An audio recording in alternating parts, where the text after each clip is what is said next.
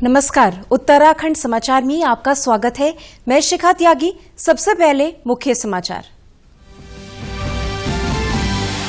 देश भर में कोविड टीकाकरण का दूसरा चरण 1 मार्च से 60 साल से अधिक आयु के लोगों को लगेगा टीका। 45 साल से अधिक उम्र के रोगग्रस्त का भी होगा टीकाकरण। उत्तराखंड पुलिस में 22 महिला कमांडो का दस्ता शामिल। दस्ते में है 2 इंस्पेक्टर और 20 सिपाही। आतंकवादी हमले से निपटने में सक्षम है कमांडो। तपोवन सुरंग में राहत और बचाव कार्य 18वें दिन भी जारी। अब भी लापता है 134 लोग। एसडीआरएफ और ग्रामीणों ने रैणी में बनी झील का मुहाना खोला।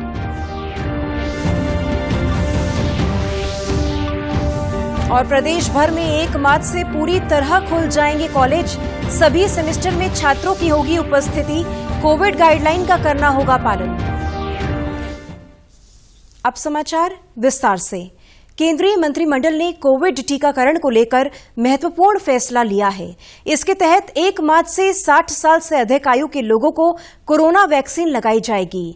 इसके अलावा 45 साल से अधिक आयु के उन लोगों को टीका लगाया जाएगा जो अन्य बीमारियों से ग्रसित हैं। कैबिनेट फैसलों की जानकारी देते हुए सूचना एवं प्रसारण मंत्री प्रकाश जावड़ेकर ने बताया कि आगामी 1 मार्च से कोविड-19 वैक्सीनेशन के दूसरे फेज की शुरुआत हो रही है। इसके तहत बुजुर्गों को 10,000 सरकारी और 20,000 प्राइवेट अस्पतालों में वैक्सीन दिया जाएगा। केंद्रीय कैबिनेट के फैसलों की जानकारी देते हुए उन्होंने बताया कि निजी अस्पतालों में वैक्सीन लगाने के लिए शुल्क देना होगा। शुल्क का निर्धारण जल्द ही किया जाएगा। 1 मार्च से यानी अगले सप्ताह से सोमवार से 60 से ज्यादा उम्र जिनकी है और ऐसी संख्या 10 करोड़ से भी ज्यादा है, ऐसे सभी लोगों को, और 45 से ज्यादा उम्र जिनकी है लेकिन जिनको कोमॉर्बिडिटी है, कोई ना कोई दूसरी बीमारी है, ऐसे 45 से ज्यादा उम्र वाले लोगों को भी 1 मार्च से टीकाकरण किया जाएगा 10,000 सरकारी केंद्रों पर। इसके अलावा कैबिनेट ने आत्मनिर्भर भारत के लिए फार्मास्यूटिकल और आईटी हार्डवेयर सेक्टर के लिए प्रोडक्शन लिंक्ड इंसेंटिव यानी पीएलआई को भी मंजूरी दी है। उत्तराखंड को पहला महिला कमांडो दस्ता मिल गया है। इस दस्ते में 22 महिला कमांडो हैं। मुख्यमंत्री त्रिवेंद्र सिंह रावत ने देहरादून पुलिस लाइन में महिला कमांडो और स्मार्ट चीता पुलिस का शुभारंभ किया। मुख्यमंत्री त्रिवेंद्र सिंह रावत ने कहा कि उत्तराखंड देश का चौथा राज्य बन गया है जहां पुलिस विभाग में महिला कमांडो का दस्ता तैयार किया है। मुख्यमंत्री ने कहा कि स्कूलों और कॉलेजों में पढ़ने वाली लड़कियों को भी प्रारंभिक आत्म सुरक्षा के गुर सिखाने जरूरी हैं। हमारा प्रयास है कि आने वाले समय में प्रदेश में बेटियों को आत्म सुरक्षा की दृष्टि से प्रशिक्षित करें। जब हम महिला कमांडो की बात करते हैं या महिलाओं के सशक्तिकरण की बात करते हैं तो इसका मतलब ये होता है कि केवल और केवल लॉ एंड ऑर्डर की सिचुएशन जब खराब होती है ऐसे में ही वो काम नहीं करेंगी, बल्कि उससे उनका जो मानसिकता है उसमें भी परिवर्तन आता है। और इससे जो यहाँ पर सैकड़ों जो बच्चियाँ यहाँ पर आज इस कार्यक्रम को देख रही थी, उनके मन में भी एक जोश और उत्साह होता है कि हाँ, हम किसी से कम नहीं है, हम भी कर सकते हैं। जिस तरह के हैरतअंगेज करतब यहाँ पर हमारी कमांडोज ने दिखाए हैं वो अपने आप में बेमिसाल है। कमांडो अमिता कोहली ने कहा कि ये प्रशिक्षण चुनौतीपूर्ण था, हर समय तैयार रहना पड़ता था। प्रशिक्षण के बाद हमारा आत्मविश्वास कई गुना बढ़ गया। सबसे पहले तो मैं अपने माननीय मुख्यमंत्री जी का धन्यवाद करना चाहूंगी कि उन्होंने पहली बार उत्तराखंड में महिला कमांडो का गठन किया है। ये महिला सशक्तिकरण का एक बहुत बड़ा उदाहरण है। स्टार्टिंग में जब हम आए थे तो मेरी मानसिक और शारीरिक जो क्षमता है उतनी मजबूत नहीं थी जितना कि मैं आज अपने आप में महसूस कर पा रही हूँ। मुझ में आत्मविश्वास बढ़ा है और मैं पूरी कोशिश करूंगी कि हमारी ट्रेनिंग में हमें जो कुछ भी सिखाया गया है उसका एक प्रयोग करके हम अपने दुश्मन पर विजय प्राप्त कर सके। इस मौके पर प्रशिक्षित 22 महिला कमांडो ने सुरक्षा से संबंधित अनेक करतब दिखाए। 104 प्रशिक्षित चीता पुलिस दल का भी मुख्यमंत्री ने शुभारंभ किया। वहीं police training college Narendra Nagar के डीआईजी राजीव स्वरूप ने कहा कि महिला कमांडो किसी भी चुनौती से निपटने में सक्षम है।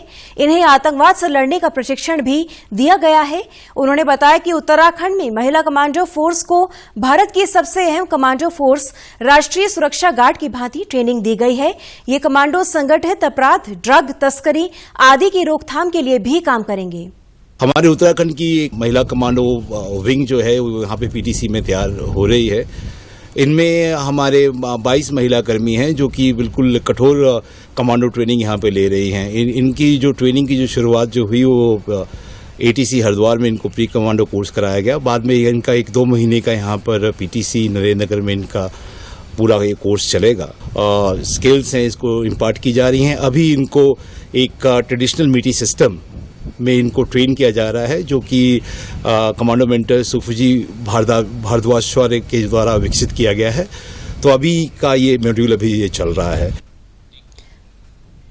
मुख्यमंत्री त्रिवेंद्र सिंह रावत ने मंगलवार को नई दिल्ली में प्रधानमंत्री नरेंद्र मोदी से शिष्टाचार भेंट की।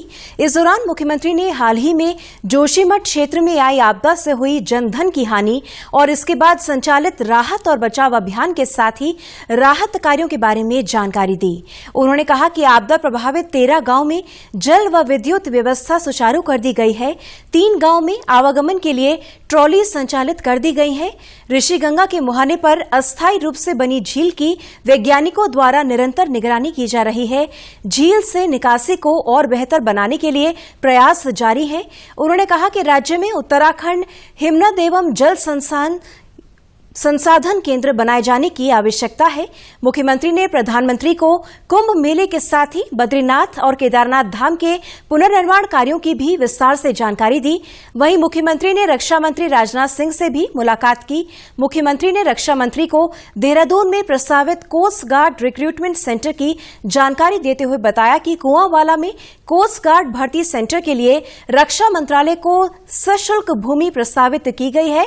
मुख्यमंत्री ने कहा कि उत्तराखंड की ग्रीष्मकालीन राजधानी गैरसैंण के निकट चौखुटिया में हवाई पट्टी बनाने का प्रस्ताव भारत सरकार को प्रेषित किया गया है। दोनों नेताओं के बीच रुद्रप्रयाग जिले में सैनिक स्कूल स्थापित किए जाने पर भी चर्चा हुई। अनगिन मंत्रियों से मिलना हुआ, प्रधानमंत्री जी से मिलना हुआ और राज्य के लिए हजारों करोड़ की सौगात बीच लेकर आया हूं और मुझे लगता है कि हमारी राज्य की तमाम जो आवश्यकता है, हमारी जो जरूरतें हैं, वो इस दौरे से हमारी पूरी होंगी। रैणी तपोवन में आई आपदा में आज 18वें दिन भी रेस्क्यू जारी है। लापता लोगों की टनल, बैराज साइट और नदी के किनारों पर तलाश लगातार जारी है। अब तक 70 शव और 29 मानव अंग बरामद हुए हैं। अब भी 134 लोग लापता हैं। जोशीमठ थाने में अब तक कुल 205 लोगों की गुमशुदगी दर्ज की जा चुकी है। उधर एसडीआरएफ के जवानों और ग्रामीणों ने रैणी के पास बनी झील का मुहाना तोड़कर पानी के दबाव को कम कर दिया है। आज भी झील से अवरोधक हटाने का कार्य जारी है। 10 वैज्ञानिकों का दल भी झील से उत्पन्न खतरे का आकलन कर रहे हैं। जिलाधिकारी स्वाति एस भदौरिया ने बताया कि झील का मुहाना खोलने का कार्य चल रहा है। तो झील पे मतलब कुछ एक लेक बनी थी और उस पे कुछ साइंटिस्ट की आईटीबीपी, एसडीआरएफ इनकी टीम को भी वहां पे भेजा गया था और वो आज भी वहीं पे थे। तो जो भी उनके मेन लॉग्स या फिर कुछ चीजों से अगर उसका फ्लो ऑब्स्ट्रक्ट हो रहा था, उन ऑब्स्ट्रक्शंस को हटाया जा रहा है जिससे कि अचानक से कोई पानी का फ्लो बहुत ज्यादा बढ़कर कोई दिक्कत ना होने पाए। तो वो काम 4-5 दिन से चल रहा है और आज भी वो काम किया जा रहा है। प्रदेश भर में 1 मार्च से समस्त कॉलेज और सभी सेमेस्टर के लिए खुल जाएंगे। सरकार ने कॉलेजों में छात्रों की भौतिक उपस्थिति को मंजूरी दे दी है। प्रमुख सचिव आनंद वर्धन ने इस संबंध में राज्य के सभी सरकारी और निजी विश्वविद्यालयों और उच्च शिक्षा निदेशालय को आदेश जारी किए हैं। शासन ने कहा है कि ये फैसला छात्र हित में लिया गया है। हालांकि कॉलेजों को कोविड-19 की गाइडलाइंस का पालन करना होगा। उत्तराखंड टेनिस एसोसिएशन 6 से 13 मार्च तक अंतर्राष्ट्रीय टेनिस महासंघ यानी ITF जूनियर टूर्नामेंट की मेजबानी करेगा। ये प्रतियोगिता डालनवाला स्थित शांति टेनिस अकादमी में होगी, जिसमें दुनिया भर के जूनियर सर्किट के खिलाड़ी प्रतिभाग करेंगे। इस प्रतियोगिता में शीर्ष भारतीय जूनियर खिलाड़ियों के साथ साथ दुनिया भर के खिलाड़ी भाग लेंगे। इस प्रतियोगिता में विभिन्न प्रतिस्पर्धाओं में विश्व भर के 128 खिलाड़ी भाग लेंगे। उत्तराखंड टेनिस एसोसिएशन के महासचिव विजेंद्र चौहान ने बताया कि प्रतियोगिता में अमेरिका, इटली, जापान समेत विभिन्न देशों के खिलाड़ी भाग लेंगे। उन्होंने कहा कि खिलाड़ियों में रैंकिंग सुधारने के लिए उत्साह है। ये आपका इंटरनेशनल टूर्नामेंट है और 6 तारीख से लेके 13 तारीख तक ये शांति टेनिस एकेडमी में देहरादून में कंडक्ट कराया जाएगा। इसमें देश विदेश से काफ़ी रैंक्ड प्लेयर्स आते हैं और अभी जो एंट्रीज आई है इंडिया में, इंडिया के प्लेयर्स के अलावा अमेरिका, रशिया, जापान, आपके इटली, स्पेन, यूरोप के चंद काफ़ी और देशों से भी यहाँ पर एंट्रीज आई है। हम उम्मीद रखते हैं कि ये बहुत अच्छा टूर्नामेंट रहेगा। शांति टेनिस अकादमी के मुख्य कोच वरुण वालिया ने कहा कि ये देश और उत्तराखंड के बच्चों के लिए अच्छा मौका है कि अंतर्राष्ट्रीय स्तर पर प्रदर्शन कर सकें। हमें ये बताते हुए बहुत खुशी हो रही है कि इंडिया में अब तक 9 ITF जूनियर इंटरनेशनल टूर्नामेंट जो थे, 2018 में इंडिया को 3 टूर्नामेंट और मिले, जिसमें से एक हमें मिला है और हमें गर्व है। इसे 2 साल कराने के बाद ये तीसरा साल हम इसे कराएंगे और ये टूर्नामेंट 6 मार्च से 13 मार्च तक कंडक्ट करेंगे। इसमें विभिन्न देशों के खिलाड़ी पार्टिसिपेट कर रहे हैं और ये एक बहुत अच्छा प्लेटफॉर्म है उत्तराखंड के बच्चों के लिए और हमारे देश के बच्चों के लिए। पेट्रोल और डीजल के बढ़ते दामों से जहां आम जनता परेशान नजर आ रही है, वहीं डीजल के बढ़ते दामों से उत्तराखंड परिवहन निगम भी चिंतित नजर आ रहा है। लेकिन परिवहन निगम ने अब अपने बसों को CNG में तब्दील करने का निर्णय लिया है। परिवहन निगम के महाप्रबंधक दीपक जैन का कहना है कि परिवहन निगम की वर्तमान समय में करीब 12 बसें CNG से संचालित हो रही हैं, लेकिन अब 400 बसों को CNG में तब्दील करने की तैयारी चल रही है। देहरादून, हरिद्वार में परिवहन निगम 2 CNG पंप जल्दी लगाने जा रहा है, जो अप्रैल से शुरू हो जाएंगे। वहीं दीपक जैन का कहना है, यदि तुलनात्मक रूप से देखें तो डीजल के आधे दामों पर CNG मिल रही है, जिससे निगम को भी काफी फायदा होने की उम्मीद है, क्योंकि अभी तक यदि कोई बस दिल्ली जा रही है तो 8,000 रुपए तक का डीजल खर्च होता है, लेकिन CNG से यही खर्च 4,000 रुपए तक आ जाएगा। परिवहन निगम में 13 बसें CNG की चल रही हैं हमारी विभिन्न स्थानों से दिल्ली के लिए, जो अभी दिल्ली में ही CNG ले रही हैं। लेकिन हमारे यहाँ देहरादून में और हरिद्वार में हमारी रोडवेज में CNG के पंप लगने की प्रक्रिया गतिशील है और CNG की दरों में और डीजल की दरों में भी काफी अंतर है। तो हम लोग अपने जो मैदानी बसें हैं उनको में CNG में परिवर्तित करने की योजना बना रहे हैं। लगभग हम लोगों का प्लान है कि हम 1 से 1.5 वर्ष में लगभग 400 बसों को CNG में कन्वर्ट कर रहे हैं। केंद्र सरकार द्वारा 27 फरवरी से 2 मार्च तक वर्चुअल खिलौना मेले का आयोजन किया जा रहा है। मेले में उत्तराखंड के नैनीताल के मझेड़ा गांव के निवासी दीपक पांडे भी भाग ले रहे हैं। दीपक का कहना है कि मेले में भाग लेने के लिए वे बेहद उत्साहित हैं। उन्होंने अपने गांव में खिलौने बनाने का लघु उद्योग लगाया है। अभी बीच में MSME डिपार्टमेंट हल्द्वानी से फोन आया था मेरे पास कि एक वर्चुअल टॉय फेयर हो रहा है, आप पार्टिसिपेट करेंगे, क्योंकि मैं टॉयज बनाया करता हूँ शुरू से। तो मैंने कहा बिल्कुल क्यों नहीं, मैं, क्योंकि मेरे लिए बिल्कुल नया एक क्षेत्र था।